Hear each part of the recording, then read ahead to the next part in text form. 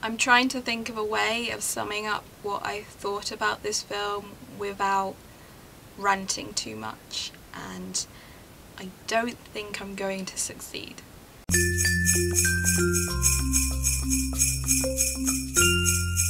Hi everybody, it's Lydia here. So today I'm talking about The Hobbit, and more specifically the film adaptations of The Hobbit, because now that the third film is out we can look at it as a whole and really kind of review it properly. Now before I start, in case you are a new subscriber to my channel, I am a massive Tolkien fan, and The Hobbit I read when I was about 6 or 7 years old, so I'm a pretty big Tolkien nut. So I absolutely adored the Lord of the Rings films, and I was so excited when they announced that they were going to be doing The Hobbit, and even more excited when Peter Jackson took over as director, and then they announced that they were going to split it into 2 films. And I was a bit torn because the book of The Hobbit is only about 300 pages long and a lot of stuff happens in it, but it's nowhere near as in-depth as The Lord of the Rings, and really you could do it all in one film. So when they said that they were going to split it into 2 films, I was really kind of on the fence about it. And then they said they were going to split it into 3 films, and yeah, I died a little inside. So I'm not going to go into a review of the first and second films because they've been out for years, and yeah, but I will simply say that the first film, there were parts of it I really liked. The parts in Bag End at the beginning I thought were really well done and they're really close to the book. I really enjoyed it. But overall I felt like it dragged on quite a lot. I don't know what it was, but it seemed to go on for a long time. The second film I enjoyed a whole lot more. It was much more action-packed, and particularly the scenes between Bilbo and Smaug in the mountain was so well done, and he was a really great dragon. Like, I know that there are so many dragons throughout literature, and Smaug is definitely one of the best written, and I was so glad that they really captured that on screen. He was so sinister and so evil, and I loved that. What I felt let it down with that film really was the whole love triangle with Legolas and Tariel, and Keely was just painfully bad.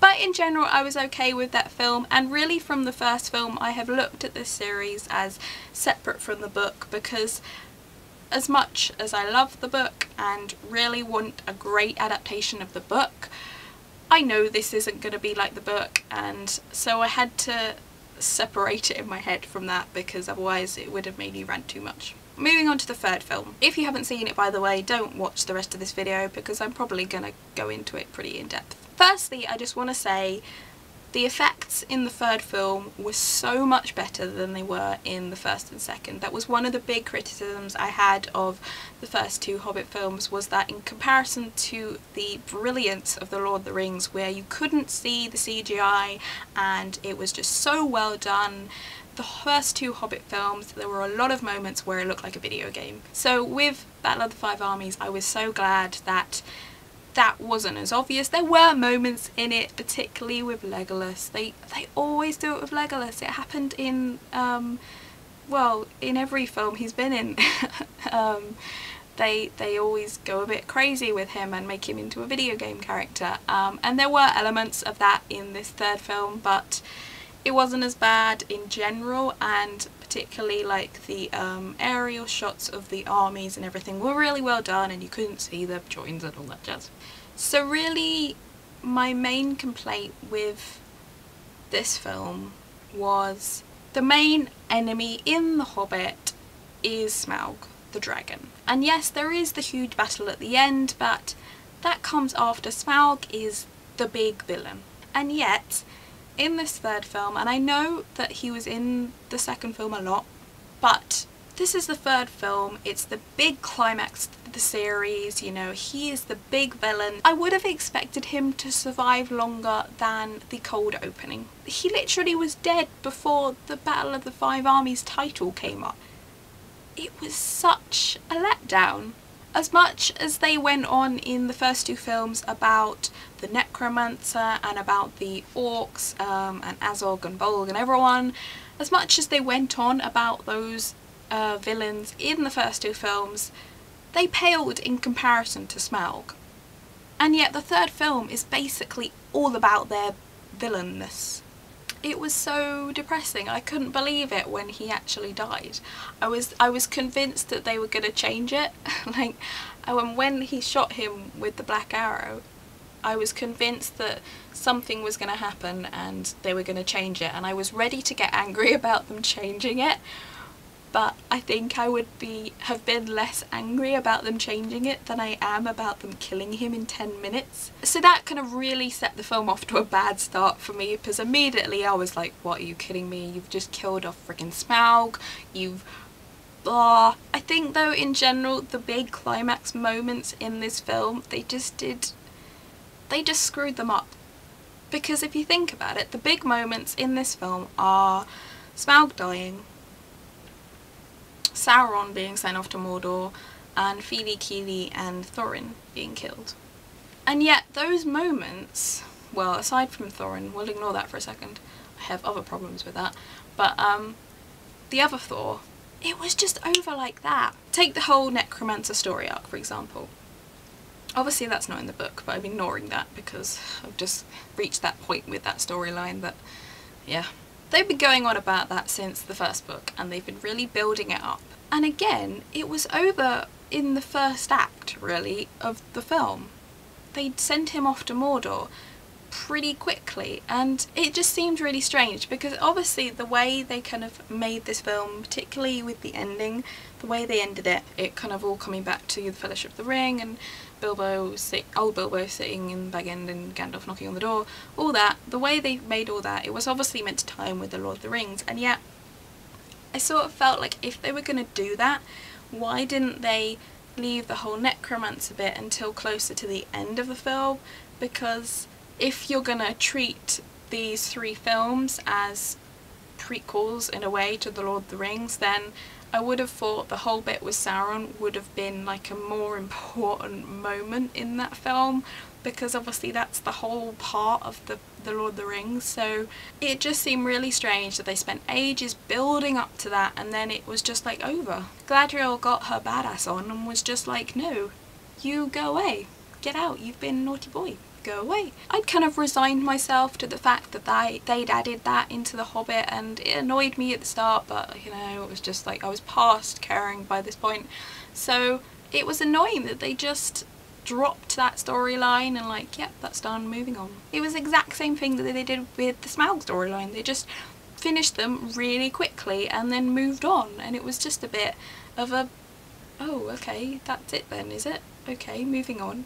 And I felt like they did a similar thing with the Fili and Kili deaths, because in the books it's just heartbreaking when Fili, Kili and Thorin die. It's just, oh my god. And yet I didn't feel any of that in this film. With Fili it was just like, oh, he's dead, okay, apparently we're not going to really mourn over him, okay. And then with Kili, to be honest, I think the problem I had with that was the Haltariel love story triangle thing, because, oh, I just want to say I know a lot of people have a problem with Tariel because she's not actually in any of the books, she's totally made up. The reason I have a problem with her is because she could have actually been a really badass character, but they made her into a plot device, and that bugged the hell out of me. Because when she first appears in Desolation of Smaug, she's actually a really like awesome character, and then it's like, oh, I love this dwarf, oh, and this entire third film it was just, oh, woe is me, I love him so much. And she just lost all her awesomeness because it was all about freaking Kili, and it's like, ugh, I hate love triangles, can you tell that? So on to Thorin. His character throughout this whole film was just all over the place, really. And the way they changed the whole sickness with the gold, like they said it was a dragon sickness. It's not because of the dragon that he has a sickness, like his freaking grandfather had this sickness and there was no dragon around. that just didn't make any sense. But that whole sickness, they dragged on way too much, and then when he was having that conversation with Bilbo about how he didn't trust the other dwarves and one of them had clearly taken the Arkenstone, and his voice gradually turned into Benedict Cumberbatch, that was just, oh, cringe-worthy. There were so many cringe-worthy moments in this film. But his death, oh god, his death went on forever. And the most annoying thing, I hate it these days with films where they try and pretend like a character is dead and the audience clearly knows that they're not. Like with Azog falling under the frickin' ice and then doing his weird mermaid thing. Yeah, when he was doing all that, you knew he was gonna wake up. It was just obvious. I think I was actually laughing at that point. That was how ridiculous it was. There were actually, I mean, I went to a late night screening on the opening night, and people were actually laughing at how badly it is. And when you have people who have paid good money to actually go to see the film on the first day, it's like, if they're the ones who are laughing at it being bad, then you've got a problem, because they're the ones who are meant to love it regardless. And so many people in the screening that I was at were just laughing. It was terrible.